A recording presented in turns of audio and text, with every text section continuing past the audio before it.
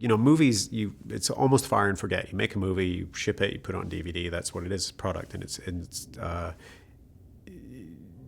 not a malleable, organic, living thing. A game is often a service, and you look at World of Warcraft and Halo and Counter-Strike, and all those games, they're also a service, and new things happen all the time, and new content gets added to it, and new rules come around, and you can't expose people to that stuff without having a conversation with them.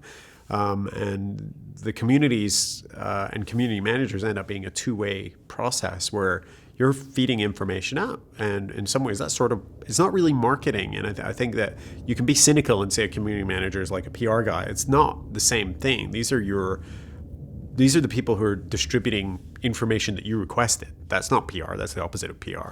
And it's two ways. So the community manager also becomes a filter for the community to get their ideas or their complaints or their plaudits, rarely, back into the studio.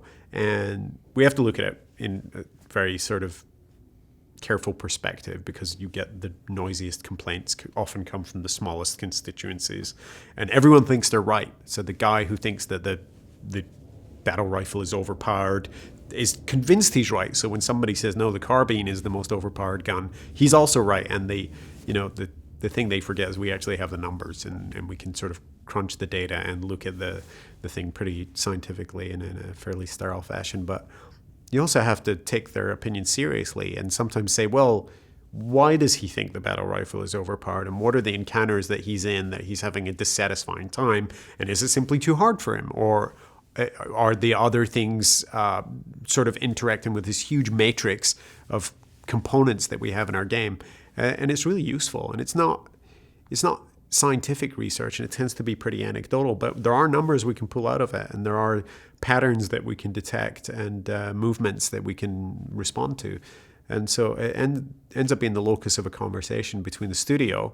And I say that as opposed to, say, Microsoft, the corporation, because Microsoft, the corporation, in some ways doesn't care about it, but the studio does.